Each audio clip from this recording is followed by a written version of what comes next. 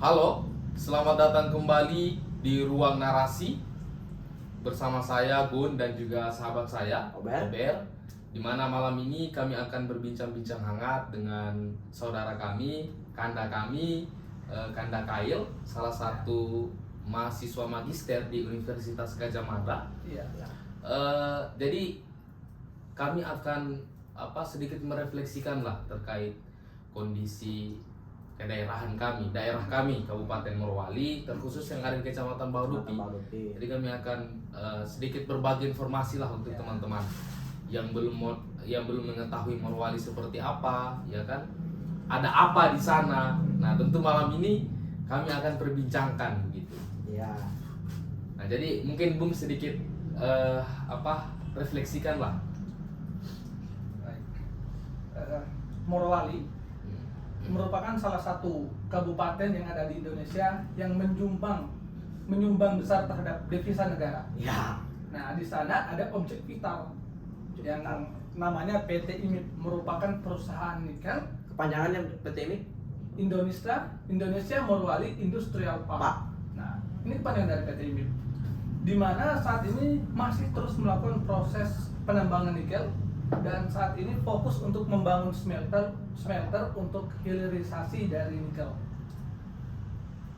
Dan tentunya ini akan memberikan berbagai dampak dan problem terhadap masyarakat sekitar yang wajib bagi perusahaan dan pemerintah untuk melakukan tanggung jawab terhadap masyarakat yang terdampak. Ya, mungkin sebelum kita masuk ke dampak-dampak dari perusahaan ya, dampak negatifnya, ya mungkin kita lebih bahas dulu soal dampak-dampak positif lah hadirnya PT IMIP yang ada di Morowali begitu. Dari dampak positifnya apa? Jadi saya kira begini dulu. Sebelum kita masuk pada dampak positif ataupun dampak negatif hadirnya industri di Morowali, saya kira menarik kalau terlebih dahulu kita mengulas dan berdiskusi soal bagaimana perdagangan nikel secara internasional saat ini. Menarik, sangat menarik. Ya, saya kira kita perlu tahu soal itu.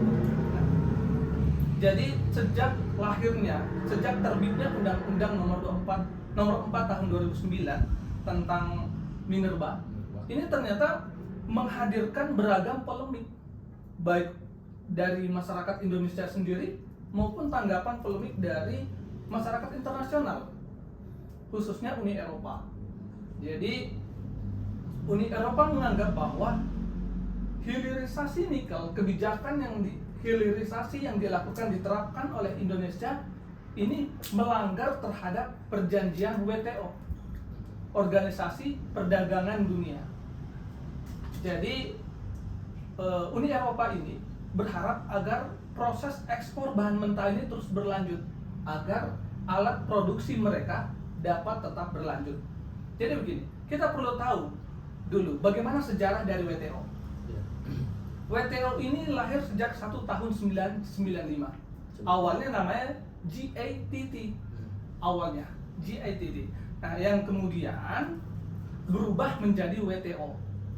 WTO ini regulasinya dibuat sekitar pada tahun 70-80-an kebijakan-kebijakannya, dan negara-negara yang terlibat dalam pembuatan kebijakan dari WTO itu ada Jepang, Amerika, Uni Eropa termasuk, yaitu negara-negara yang pada sejak zaman dulu memiliki processing industry, memiliki alat-alat industri. Nah, sehingga ketika Indonesia menerapkan kemandirian dalam hilirisasi nikel, mereka menganggap ini adalah satu masalah pelanggaran terhadap perjanjian WTO. Kenapa? Karena dalam WTO proses ekspor bahan mentah itu tidak boleh dihalang-halangi, tapi harus dibiarkan tanpa ada halangan, tanpa ada hambatan.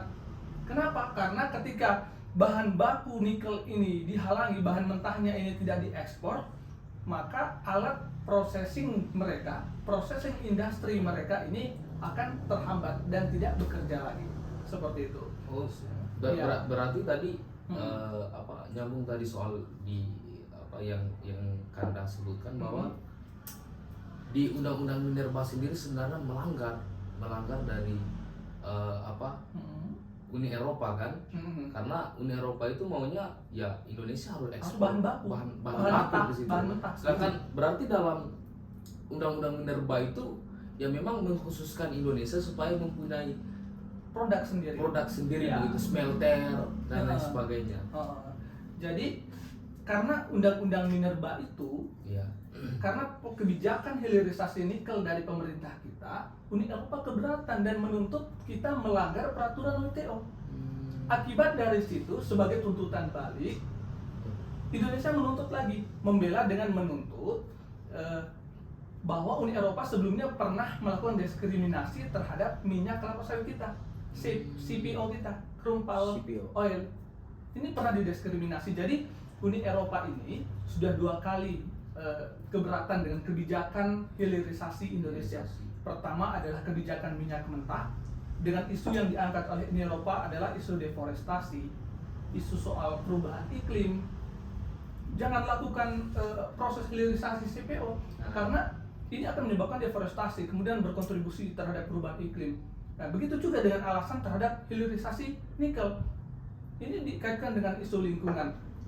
Nah, sehingga mereka menekan agar Indonesia tidak perlu mandiri dalam hilirisasi bahan baku, ekspor saja agar alat produksi mereka tetap dapat berproses. Gitu. Ini tentunya dianggap sebagai kompetitif nantinya. Nah, Uni Eropa sendiri saat ini hampir 2% dalam ekspor nikel Indonesia. Dengan adanya kebijakan hilirisasi, maka ini akan menjadi berkurang. Gitu. Ya, saya pikir menarik ya soal sedikit menghantarkan kita pada Internasional. ya Iya. metode-metode inilah globalisasi internasional. Nah, mungkin lebih menariknya lagi kalau kita bicara secara spesifik di IMIP-nya Iya. gitu, yang ada di Morowali saat ini. Khususnya Kecamatan Baru. Ya, gitu. Mungkin Ya. karena sedikit menceritakan ya, selain dampak positifnya ya dampak negatifnya. Saya pikir itu sangat perlu dan sangat menarik kalau kita bahas soal dampak negatifnya kan. Ya. Untuk sedikit memberikan informasi lah ke teman-teman yang di luar dari daerah Kabupaten Morowali. Iya. Oke, baik. Mungkin saya kira kita perlu berbicara lagi secara nasional dulu. Nah. Jadi dampak positif secara nasional hadirnya industri ini dapat meningkatkan devisa negara. Ya. Kenapa? Karena ketika nikel diekspor dalam bentuk bahan mentah, keuntungan kita hanya 100 US dollar. Tetapi ketika kita melakukan proses hilirisasi, maka keuntungan kita bisa meningkat hingga 20 kali lipat. 10 miliar US dollar. Ini keuntungan yang melipat ganda menjadi devisa negara. Nah, untung positif, dampak positif untuk kita masyarakat lingkar industri yaitu meningkatkan perekonomian masyarakat sekitar. Nah, seperti yang dirasakan, perekonomian kita meningkat, kemudian untuk memenuhi kebutuhan ini tidak serumit seperti dulu. Nah, tetapi jangan lupa ada juga di samping dampak positif yang dihasilkan ada juga dampak Dampak negatif. negatif. Yang Jadi menarik. yang menarik lagi, dampak negatifnya ini studi yang tunjukkan, artinya penelitian dari hasilnya tahun 2018 berdasarkan data itu menunjukkan bahwa ada 3 komponen yang diukur. Ada komponen abiotik. Komponen abiotik itu adalah tanah, air, udara, di mana kriterianya di situ yang dimasukkan reklamasi. Ini dalam keadaan kondisi kriteria kerusakan berat. Selain itu komponen biotik.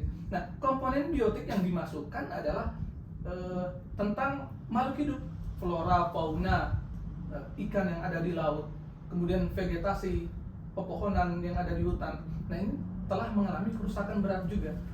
Nah, dan yang terakhir adalah kultur. Ini terkait dengan perubahan mata pencaharian masyarakat. Dan ini berada pada kerusakan sedang.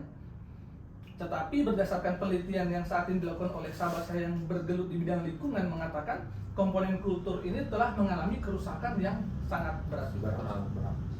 Iya, saya lebih tertarik juga tadi itu saya dengar penelitian dari Hasnia itu mengenai soal ini ya, reklamasi ya.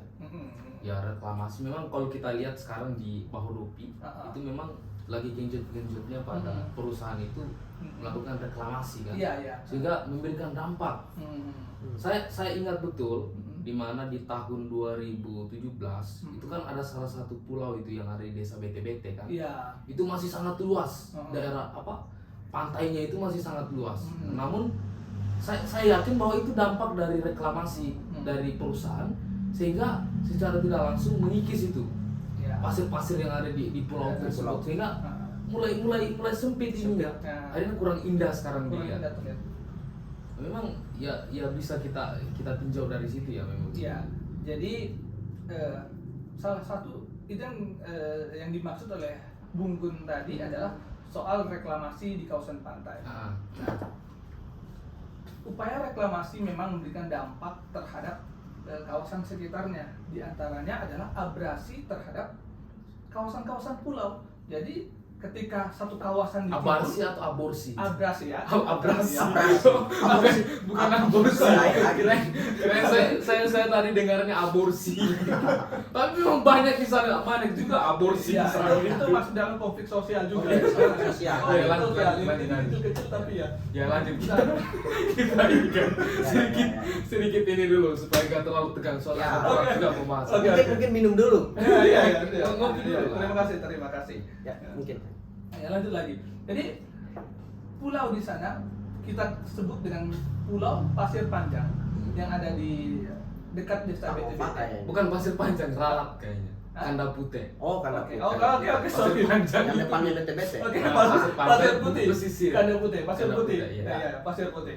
Nah, jadi pulau itu kalau kita berada di pulau itu, maka kita melihat secara langsung gimana reklamasi ini Betul. di kawasan pelabuhan untuk membuat jetty mereka. Jetty. Jadi di situ saya pernah sedikit berbincang dengan orang yang menjaga pulau itu. Saat ini kan itu menjadi kawasan wisata Wisata, ya. masyarakat sekitar Kecamatan Bahodopi. Saya pernah bertanya bahwa ternyata dampak dari reklamasi itu menyebabkan abrasi. Air laut yang awalnya 2 meter di bawah daratan Iya. Naik. menjadi naik 2 meter saat ini. Terakhir kali saya ke sana. Saya tidak tahu saat ini apakah terjadi kenaikan lagi karena ada volume air pada yang diambil oleh penimbunan reklamasi sehingga menyebabkan abrasi ke kawasan lainnya.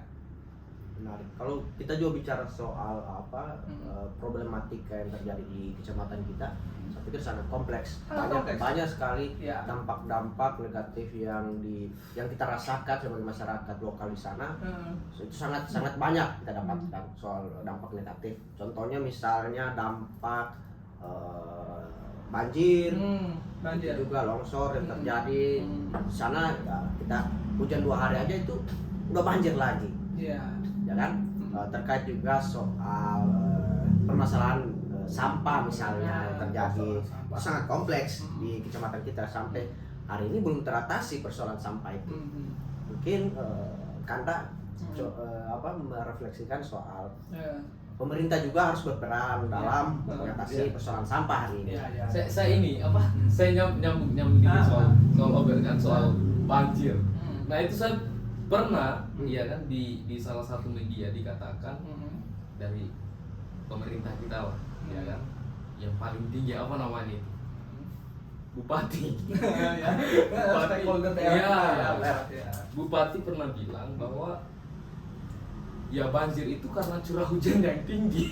Sehingga banjir. Iya, Ya. itu kan kalau dari Ya. masyarakat mungkin secara ini yang belum tahu ini ya pasti anggapnya itu biasa saja. Cuman mungkin kita di kalangan-kalangan ini akademik ya, anak-anak terpelajar lah, jelas kita tertawa mendengarkan bahasa itu kan, bahwa banjir itu karena curah hujan yang tinggi. Itu pernah Iya. Saya pernah melihat juga itu di media. Terlebih dahulu saya akan menanggapi terkait persoalan sampah. Ya. Nah, menghadapi persoalan sampah kita yang menjadi tantangan di Morowali adalah soal fasilitas. Dalam hal ini adalah tempat pemrosesan akhir, TPA. TPA kita di Morowali secara akses ini masih membutuhkan waktu yang lama, sehingga membutuhkan biaya transportasi. Nah, untuk mengakses TPA dari desa saya, misalnya dari kecamatan saya, Kecamatan Bahodopi, menuju ke tempat TPA itu sendiri membutuhkan waktu 3-6 jam. Ini membutuhkan waktu yang sangat lama. Dan problematika kedua soal TPA sendiri, soal persoalan sampah sendiri, yaitu soal pengelolaan sampah. Setelah sampah terakumulasi di TPA, kemudian sampah itu diolah menjadi apa? Ini yang belum terjawab, belum ada solusi. Ya. Nah biasanya dalam pemrosesan TPA itu sampah dikumpulkan biasanya menjadi pupuk organik dan sampah organik dan anorganik dibedakan. Kemudian sampah organik dibuat menjadi pupuk. Kemudian atau digunakan untuk biodiesel. Nah ini biasanya atau paving block. Ini beberapa solusi yang biasa dilakukan oleh beberapa daerah untuk mengurangi, meminimalisir dalam penggunaan sampah. Ya, kemudian saya lanjut sedikit tadi persoalan banjir sempat disinggung.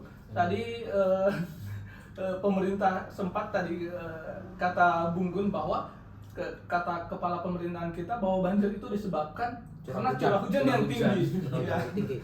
Jadi ini sebenarnya begini, persoalan banjir sebelumnya kan kita tidak pernah banjir separah ini. Sebelum adanya proses deforestasi, penambangan. Nah, setelah adanya tambang, ternyata terjadi banjir yang berlebihan, limpasan airnya berlebihan, debit airnya berlebihan. Padahal sebelum ada tambang, perusahaan belum ada, di situ aman saja. Curah hujan tetap tinggi juga. Nah, artinya bahwa penyebab terjadinya banjir karena pohon-pohon yang berfungsi untuk menyerap air sebagai penyimpan air dalam jumlah kecil ini mulai berkurang. Betul. Jadi pohon itu melalui proses yang kita kenal dengan proses fotosintesis menyerap karbon dioksida dan juga air ini dari dalam tanah dari tanah diserap melalui silem kemudian masuk ke tanaman. Selain itu akar tanaman mendorong air yang air hujan ini masuk ke dalam kapiler air. Ini proses ini yang disebut dengan infiltrasi. Jadi selain masuk ke dalam pohon, akar ini juga mendorong masuk ke dalam tanah, ke ruang-ruang pori tanah. Nah, jadi ketika pohon ini berkurang, limpasan air itu akan menjadi kencang dan volumenya langsung menyasar daerah-daerah di dataran rendah seperti pemukiman misalnya. Jadi sangat lucu kalau misalnya hujan ini menjadi penyebab banjir itu adalah karena hujan yang tinggi. Ya itulah maksudnya di sana kan memang kalau kita lihat kriteria dari pemimpin kita seakan-akan berbagai persoalan yang timbul itu tidak mau disangkut pautkan dengan hadirnya IMIP kan ya, bahwa itu faktor alam lah dan lain sebagainya. Dan ini sangat lucu dan nyata sering kita dengarkan dari para pemimpin kita itu faktor alam dari beberapa problem yang lahir di sana kan. Iya betul. Jadi itu tertawakan. Itu patut kita tertawakan ya. Apa yang kita sangat memprihatinkan memang. Kemarin juga begini, kemarin saya ada lihat media terkait soal konflik agraria. Itu sangat masih panas sekarang yang terjadi di desa ujung, desa Buleleng kalau saya tidak salah ya, di mana perampasan hak perkebunan yang dimiliki warga Buleleng dirampas oleh perusahaan yang hadir di situ. Saya lupa nama perusahaannya. Itu bagaimana? Ya. Jadi persoalan desa Buleleng ini juga saya berdasarkan data penelitian mahasiswa S2 Unpad tahun 2020. Artinya penelitian masih cukup baru dan kemudian bagi saya kemudian ada relasi dengan kondisi yang saat ini terjadi. Dasar permasalahannya adalah karena SK dari kementerian. Jadi SK dari kementerian tahun 199 menyatakan bahwa desa Buleleng itu kawasannya merupakan area penggunaan lain APL sehingga dapat dimanfaatkan oleh masyarakat sekitar Buleleng. Tetapi ketika tahun 2014 SK itu berubah bahwa kawasan Buleleng adalah kawasan hutan HPT, hutan produksi terbatas milik negara, sehingga hadirlah perusahaan di situ berdasarkan dukungan dari SK 2014 itu adalah hutan. Pengalihan status itu. Pengalihan status yang jadi dasar permasalahannya. Jika kita menarik sejarah dari desa Buleleng, masyarakat menetap di Buleleng itu sekitar sejak tahun 1986 dengan memanfaatkan perladangan secara berpindah. Nah, kemudian SK rekomendasi bupati pada tahun 2005 1.200 hektar dari kawasan Buleleng ini direkomendasikan untuk menjadi land reform. Menjadi land reform. Nah, tetapi pada akhirnya menjadi permasalahan ketika SK Bupati keluar. Maksudnya ketika SK dari kementerian ini keluar tahun 2014 mengubah status kawasan dari area penggunaan lain menjadi hutan produksi terbatas. Dan masyarakat yang sudah tetap dan mengelola kawasan area penggunaan lain bahkan mensertifikati tanah masing-masing ini jadi bermasalah karena perubahan status. Perusahaan pun datang dengan memiliki kekuatan hukum yang baik. Artinya sudah ada izin lingkungan, sudah ada dari pusat, sudah ada izin pinjam pakai kawasan hutan, sudah lengkap secara hukum karena yang mendasari mereka adalah SK tahun 2014. Nah, hingga saat ini saya mencurigai bahwa ini masih berlangsung hingga saat ini problem tersebut. Berarti memang yang diperlukan kalau kita tinjau dari konflik yang terjadi antara masyarakat desa Buleleng dan juga korporasi yang ada, nah ini yang harus diperlukan ketegasan kan, ketegasan dari Pemda bagaimana menyelesaikan persoalan ini karena ya memang sangat ribet karena kalau kita kalau kita tolak ukurnya soal dasar hukumnya ini kan sama-sama mempunyai dasar hukum, masyarakat mempunyai dasar hukum, perusahaan juga mempunyai dasar hukum. Nah ini Pemda ya yang harus betul-betul tegas di sini. Kira-kira dia mau berpihak sama siapa? Mau berpihak ke masyarakat atau berpihak ke perusahaan? Nah, itu harus diperjelas juga ya dari Pemda. Cuman sejauh ini bagaimana kan? Kalau kita telusuri konflik ini, apakah sudah ada penyelesaian yang dicoba oleh pemerintah daerah atau dibiarkan begitu saja? Menanggapi persoalan Buleleng, sebenarnya pada tahun 2020 pemerintah kita Kabupaten Morowali telah melakukan merekomendasikan kepada gubernur agar status lahan yang awalnya itu APL menjadi HPT, dari HPT dikembalikan ke status awalnya yaitu area penggunaan lain sekitar 900-an hektar.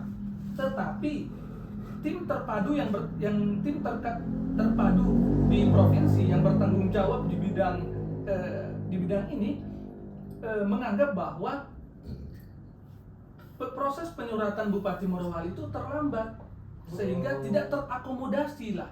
Nah, karena tidak terakomodasi, kemudian tim terpadu provinsi menyarankan agar kawasan Buleleng itu dikembalikan ke SK Kementerian yang 2014 yaitu kawasan hutan produksi terbatas. Berarti artinya hingga saat ini masih mengacu pada SK 2014 itu ada hutan produksi. Berarti secara tidak langsung memang ya bisa kita lihat keberpihakan dari pemerintah kita ya kan artinya kan lebih mengarah ke aturan yang tadi perubahan itu. Berarti bagaimana dengan masyarakat yang sudah lama mengelola lahan tersebut kan jelas dirugikan dalam hal ini. Benar, masyarakat sangat dirugikan. Apalagi masyarakat sudah sejak lama memanfaatkan lahan tersebut, sudah sejak lama. Tapi tiba-tiba hadir SK. Nah, jadi harus ada revisi dari RT RW-nya, rencana tata ruang wilayahnya harus kembali direvisi. Dan gubernur harus sesegera mungkin untuk merevisi itu.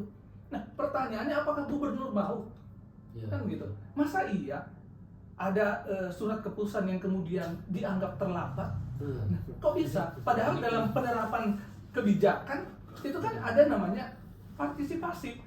Nah, jadi kalau kita melihat kondisi pemerintah kita di sana dari sisi partisipasi, akuntabilitas dan transparansi ini masih remang-remang. Artinya masih sangat tertutup pemerintah kita di sana. Akhirnya apa? Yang dirugikan adalah masyarakat. Begitupun asas penegakan hukum terhadap lingkungan. 3 asas ini masih sangat menurut saya masih sangat lemah di Morowali. Iya, sangat disayangkan ya. Disayangkan. Sekalipun misalnya tadi dikatakan ada perubahan status lahan tersebut ya semestinya harus ada sosialisasi dari masyarakat, harus disampaikan ya kan supaya tidak terjadi konflik seperti ini. Artinya kan kalau sudah terjadi seperti ini Nah, siapa yang mau bertanggung jawab kan? Iya. Masyarakat juga tidak mau tahu. Ya mereka harus memperjuangkan hak mereka kan. Iya, Karena ya mereka punya pegangan sertifikat loh. Sertifikat ini secara dasar hukum itu sah. Itu dibenarkan. Ya sangat ngeri ya kalau kita lihat problematika yang terjadi di kecamatan kita, dari masalah-masalah konflik agraria, konflik sosial, bahkan masalah lingkungan juga sangat ngeri bagi saya. Ini juga karena soal pencemaran udara. Ya kita lihat di masyarakat bahwa soal pencemaran batu bara. Nah, itu juga sangat membahayakan untuk kesehatan masyarakat. Karena tadi saya baca juga di jurnal bahwa puskesmas kita di Kecamatan Bahodopi kebanyakan orang ini soal apa penyakit gangguan pernapasan. Karena bahasa biologisnya apa itu? ISPA. Karena menghirup dari batu bara itu juga ngeri sekali di kecamatan kita. Jadi benar sekali bahwa ini berdasarkan data Puskesmas 2019, penyakit yang tertinggi di Kecamatan Bahodopi adalah masyarakat yang terkena penyakit ISPA ya. Penyakit pernapasan. Nah, di antara penyebab penyakit pernapasan tentunya karena udara yang kotor. Nah, udara yang kotor ini dihasilkan dari cerobong asap batu bara salah satunya. Cerobong asap ini menghasilkan partikel-partikel berwarna hitam yang tersebar di pemukiman masyarakat. Nah, selain itu tentunya kondisi transportasi yang membludak, macet dan lain sebagainya ini kan juga menyebabkan partikel debu yang ada di tanah ini menjadi melayang bahkan ke pemukiman. Polusi udara lagi. Tetapi selain itu sebenarnya soal ini juga yang perlu kita tanggapi, kita menarik sedikit ke tentang perubahan iklim soal batu bara ini. Sebenarnya di tahun 2015 ada Paris Agreement, perjanjian Paris. Nah, ini untuk menyepakati menekan perubahan iklim 1,5 derajat atau di bawah 2,0. Nah, sementara kita sendiri masih belum begitu bisa terbebaskan dengan batu bara sebagai sumber energi kita.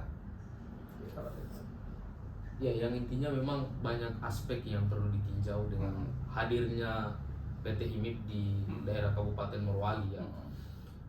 Karena yang perlu dibicarakan memang juga soal kontribusi dari perusahaan tersebut kan.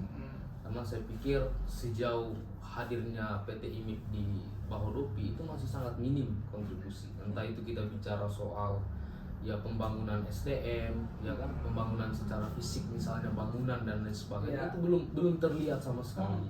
Padahal kan kalau kita tinjau ya dari beberapa regulasi kan mengenai CSR, tanggung jawab sosial dan lingkungan.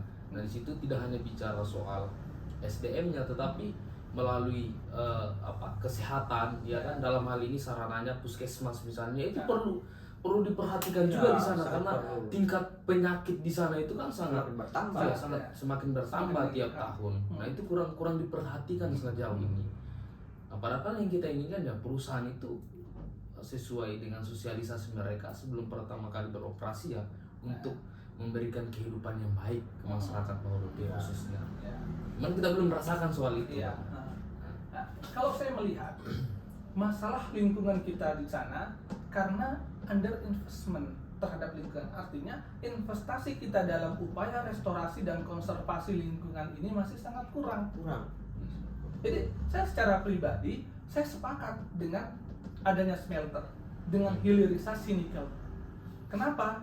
Karena untuk meningkatkan devisa negara. Dengan kata lain, ketika kita menolak pembangunan smelter, maka kita sepakat bahwa bahan baku sumber daya alam Indonesia ini boleh saja diekspor dan kita mendapatkan untung yang rendah, dan negara-negara tujuan yang mendapatkan hasil ekspor kita ini mendapatkan hasil yang tinggi. Dengan demikian saya sepakat untuk adanya program smelter dengan catatan lingkungan, masyarakat sekitar harus dapat perhatian dari dampak-dampak. Nah, melihat kondisi Morowali kita masih under investment, investasi kita terhadap lingkungan ini masih sangat minim. Nah, kita harus akui bahwa dalam upaya restorasi ini membutuhkan biaya. Nah, misalnya membuat saluran drainase, normalisasi sungai ini membutuhkan biaya semua. Kemudian kegiatan penghijauan ini membutuhkan biaya, sehingga investasi terhadap lingkungan perlu ditingkatkan terhadap masyarakat lingkar industri. Kalau saya seperti itu. Iya, iya. Tapi kemudian ada yang lucu lagi sebenarnya. Apa itu? Kita itu dapat wajar tanpa pengecualian. Wajar tanpa pengecualian pada tahun 2018 pemerintah kita. Gitu. Maksudnya? Karena gini. Ini berdasarkan belanja modal dan belanja rutin. Ya. Belanja modal itu pembangunan, Ya. dan belanja rutin itu dianggap barang dan jasa. Hmm.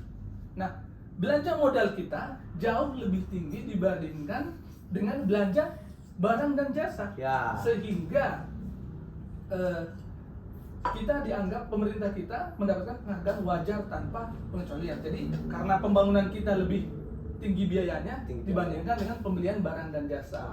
Cuma ini sehingga mendapatkan wajar tanpa pengecualian. Tetapi kan begini, kalau misalnya kita bicara pembangunan apa yang kita rasakan yang ada di Morowali, masyarakat merasa itu adalah penyelesaian terhadap problem yang ada di Morowali.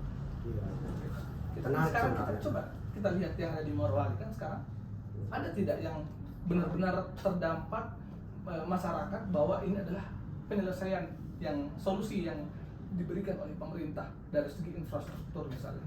Iya, saya memang tertarik ya bahas soal ini karena secara pribadi yang saya rasakan memang saya kan ini anak asli daerah ya, Kabupaten Morowali. Saya anak lahir di Kecamatan Baudopi, Desa Baudopi. Yang saya rasakan memang anak orang sedikit curahan ini curahan hati ya kan. Yang saya rasakan di Baudopi itu memang sejauh ini seakan-akan hanya semacam tumbal lah. Jadi sumber daya alam kita dieksploitasi besar-besaran, ya kan? Saat ini kita sudah rasakan dampaknya dan lain sebagainya, tetapi belum ada pengembalian yang inilah untuk kita. Iya. Belum ada yang kita, apalagi khusus kita bicara soal pendidikan ya, di ranah mahasiswa misalnya, kontribusi dari hadirnya perusahaan itu masih sangat minim sejauh ini. Kita belum merasakan beasiswa yang efektif, begitu. Pembiayaan sampai di jenjang S3 misalnya, ya kan? Akhirnya karena pembiaran ini saya pikir ya seakan-akan kita didorong untuk pasrah dengan keadaan. Tapi saya tidak terima dengan itu. Saya tidak terima dengan berbagai macam permasalahan yang hadir di Baudopi. Iya. Saya juga itu sempat terlintas di pikiranku bahwa tahun-tahun berikutnya, entah 5 tahun, 10 tahun ke depan, itu kostum misalnya saya pakai hari ini bertulisan itu saya takutkan terjadi di rumah sendiri. Itu yang saya takutkan terjadi di daerah kita, apalagi tempat kelahiran kita sendiri, putra lokal, ya kan? Itu takutku juga yang terjadi. Baju bertulisan ini tahu di rumah sendiri, artinya mengerti sendiri. Mungkin bisa disampaikan ini brand apa? Ini brand Kamputo, ini produk lokal Kecamatan Baudopi. Jadi kembali lagi kita bicara soal yang terjadi, problem yang terjadi di Kecamatan Baudopi. Itu ketakutan ke depannya. Tamu di rumah sendiri.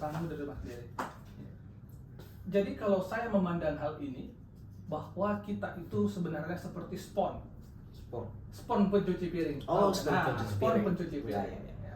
Jadi pikiranku lain kalau kata-kata spon itu kan. Gimana itu? Spon apa? Spon. Bagaimana ini? Spon pencuci piring. Spon pencuci piring. Oke. Spon pencuci piring ini ketika dia basah, jadi air-air yang ada di dalam spon ini kita anggap sebagai sumber daya alam kita. Alam, betul. Ketika diperas sponnya, maka airnya keluar. Yang disimpan sponnya dalam keadaan kering. Nah, artinya bahwa setelah sumber daya alam kita habis nantinya, maka kita sisa kekeringan. Kita tinggal jejak yang beringas, istilahnya. Kita jadi beringas kawasan kita menjadi gundul dan sumber daya alam kita sudah tidak ada jejak-jejak yang berinasi. Betul. Kita melihat kondisi kita saat ini seperti yang dinyatakan tadi bahwa kita adalah korban gitu ya. Kemudian kita adalah tamu di rumah sendiri. Saya kira kita mulai melihat kondisi itu dengan keadaan saat ini. Siapa yang menjadi pelaku-pelaku utama dalam aktivitas pertambangan? Bukan kita masyarakat lokal, tapi pendatang. Oke lah, boleh dikatakan bahwa sumber daya manusia kita masih belum mumpuni. Tetapi itu tidak menjadi alasan kemudian menyampingkan kita masyarakat lokal yang terdampak langsung. Justru perusahaan swasta harus bertanggung jawab meningkatkan kualitas sumber daya manusianya, bukan hanya sekedar menjadikan alasan. Saya begitu. Saya melihat itu juga kita tidak dicerdaskan oleh hadirnya perusahaan. Jadi mereka ini seperti kurang lebih seperti Belanda ya, tidak memperhatikan pendidikan, kita menjajah Indonesia, hanya menjajah. Itu PR pemerintah hari ini, PR Indonesia juga, karena kalau kita mengacu pada konstitusi yang bunyinya mencerdaskan kehidupan bangsa, itu harus anak-anak muda ini harus dicerdaskan supaya mampu bersaing tingkat SDM di asing misalnya. Itu PR hari ini pemerintah hari ini. Ya, saya pikir pembahasan kita malam ini sangat menarik ya. Berbagai problem telah kita ceritakan. Terima kasih juga untuk Bang Kail ya, sudah sedikit memberikan informasi terkait dengan hadirnya PT IMIP yang ada di Kabupaten Morowali. Baik itu dibahas mengenai dampak positif, dampak negatif, panjang lebar lah pembahasan malam ini, sangat luar biasa. Semoga ini memberikan informasi ke teman-teman semua bahwa di Morowali saat ini hadirnya perusahaan itu sebenarnya bukan hanya memberikan dampak positif, ya kan? Tetapi memberikan dampak-dampak negatif. Nah, ini bisa menjadi pembelajaran untuk teman-teman sekalian. Misalnya ada di daerah teman-teman nanti mau datang mau hadir industri misalnya, ya itu perlu dipertimbangkan dengan matang, perlu pengkajian yang matang, terutama tata ruang, terkait perjanjian kontribusi perusahaan itu apa, nah itu perlu dibutuhkan teman-teman. Mungkin cukup sekian lah pembahasan kami malam ini. Terima kasih untuk teman-teman yang mengikuti podcast Ruang Narasi Gunet.